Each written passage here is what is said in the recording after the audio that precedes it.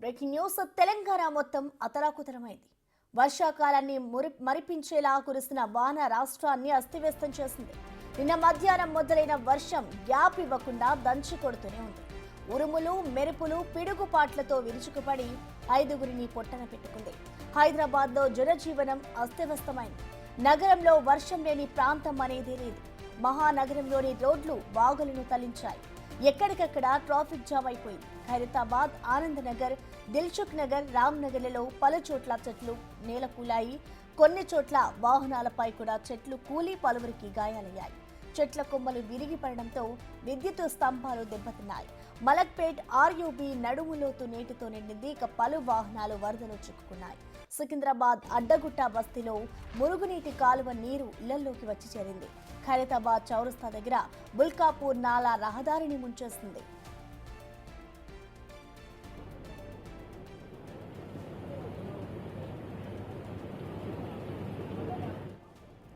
వర్షం దాటికి చార్మినార్ పై భాగంలో పెచ్చులుడాయి. భాగ్యలక్ష్మి ఆలయం వైపు మినార్ నుంచి కొంత భాగం నేలరాలింది. పెద్ద శబ్దంతో శిథిలాలు కింద పడ్డాయి. సమీపంలోని పర్యాటకులు భయంతో పరుగులు తీశారు. 4 ఏళ్ల కిందట మరమ్మతులు చేపట్టిన ప్రాంతంలోనే మళ్లీ దెబ్బతిన్నట్లు అధికారులు గుర్తించారు. హైదరాబాద్లో నిన్న రాత్రి వరకు 91 మిల్లీమీటర్ల వర్షపాతం నమోదైంది. గత 10 ఏళ్లలో ఏప్రిల్ నెలలో కురిసిన రెండో అత్యధిక వర్షపాతంగా అధికారులు చెబుతున్నారు. 2015లో 105.6 మిల్లీమీటర్ల వర్షపాతం నమోదైంది. ఆ తర్వాత నిన్న రాత్రి ఆ స్థాయిలో పడింది.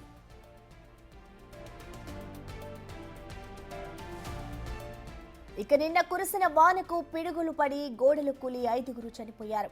నాగర్ కర్నూలు జిల్లా పదర మండలం కొడినేపల్లిలో పొలంలో పనిచేస్తున్న 2 మహిళలు పిడుగుపాటుకు మృతి చెందారు. జోగులాంబ గద్వాల జిల్లాలో వేరువేరు ప్రాంతాల్లో పశువులను మేపడానికి వెళ్లి 2 వ్యక్తులు పిడుగుపడి చనిపోయారు. సిద్దిపేట జిల్లా గజ్వేల్లో గోడకూలి ఓ వ్యక్తి మృతి చెందారు. ఇక సంగారెడ్డి జిల్లా సదాశివపేట మండలంలో పిడుగుపాటుకు 20 మేకలు మృతి చెందాయి. ఈ అకాల వర్షం మామిడి రైతుకు కడుపు కోత మిగిల్చింది. యాదాద్రి భువనగిరి, మేడ్చల్, మల్కాజ్గిరి, మెదక్, సంగారెడ్డి జిల్లాలో మామిడి తోటల్లో పెద్ద ఎత్తున కాయలు నేలరాలాయి. ఆకుకూరల తోటలకు నష్టం వాటిల్లింది. నిజామాబాద్ జిల్లా ఇందల్వాయి, సిరికొండ, డిచ్పల్లి మండలాల్లో ధాన్యం తడిసి ముద్దయింది.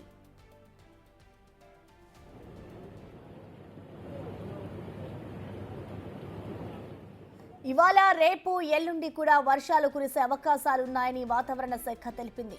ఉష్ణోగ్రతలు 4 డిగ్రీల వరకు తగ్గే అవకాశాలు ఉన్నాయి. నిన్న కుండపోత వానలు, మరో 3 రోజుల వర్ష సూచనతో రాష్ట్ర ప్రభుత్వం అప్రమత్తమైంది.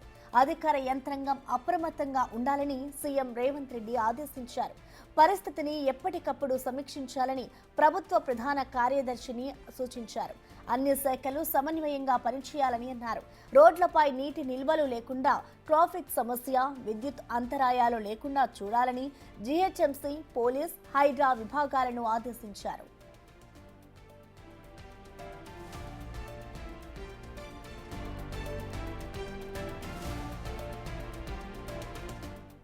దీనిపై పూర్తి సమాచారాన్ని మా ప్రతినిధి రానా అందిస్తారు. రానా, మనం చూస్తూ ఉన్నాం, నిన్న అయితే రాత్రి ఇటు వర్షం అయితే దంచి కొట్టిందనే చెప్పుకోవాలి. కంటిన్యూగా వర్షం పడుతూనే ఉంది. సో దానికి సంబంధించిన అప్డేట్స్ ఏ విధంగా ఉన్నాయి? మరో 3 రోజుల పాటు కూడా వర్షాలున్న నేపథ్యంలో ఇటు ప్రభుత్వం ఏ విధమైన చర్యలు తీసుకుంటుంది రానా?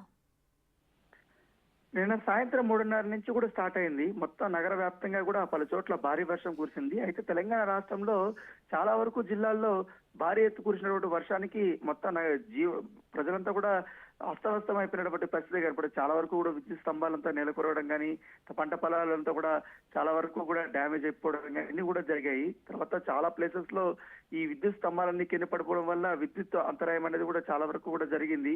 సో ఇవన్నీ కూడా అయిపోతే హైదరాబాద్ నగరానికి వచ్చేసరికి మాత్రం నిన్న రాత్రి కురిసినటువంటి భారీ వర్షానికి నగర జీవనం మొత్తం అంతా అస్తవ్యస్తం అయిపోయిందని చెప్పుకోవచ్చు. ఎందుకంటే నిన్న సాయంత్రం ఆఫీసులు ముగించుకున్న తర్వాత ఇళ్లకు వెళ్ళడానికి ఒక్కొక్క దాదాపు 3-4 గంటల సమయం పట్టేదంటే అర్థం చేసుకోవచ్చు ఏ మేరకు ఆ ట్రాఫిక్ జామ్ అనేది పూర్తి స్థాయిలో నిండిపోయింది. దాంతోపాటు రోడ్లపైన పెద్ద ఎత్తున కూడా వర్షపు నీరంతా కూడా ఆగిపోవడంతో ట్రాఫిక్ అనేది ముందుకు సాగినటువంటి సిచ్యువేషన్. ఎందుకంటే ఒకటా డిజాస్టర్ మేనేజ్మెంట్ కానీ వీళ్ళందరూ కూడా రంగంలో దిగారు. జిహెచ్ఎంసీ సంబంధించిన మొత్తం ఎంప్లాయీస్ అంతా కూడా రంగంలో దిగారు. ట్రాఫిక్ సిబ్బంది అంతా కూడా రంగంలో దిగి వాళ్ళు ఎప్పటికప్పుడు ట్రాఫిక్ ని క్లియర్ చేస్తూ, అలాగే రోడ్ల మీద పేరుకున్నటువంటి ఆ వర్షపు నీటిని అంతా కూడా వాళ్ళు ఆ బ్లాక్స్ హోల్స్ నుంచి కూడా తీసేసి బయటకి పంపించినటువంటి సంఘటనలు అయితే చాలా వరకు జరిగినాయి. కాకపోతే కిలోమీటర్ వరకు కూడా ట్రాఫిక్ అనేది నిలిచిపోవడం వల్ల చాలా అంటే చాలా ఇబ్బందులు పడ్డారు నగర జనాభా అంతా కూడా. దాంతో పాటు ఎక్కువగా ఈ ఖైరతాబాద్ నుంచి మియాపూర్కి వెళ్ళేటువంటి దారంతా కూడా బ్లాక్ అయిపోయింది.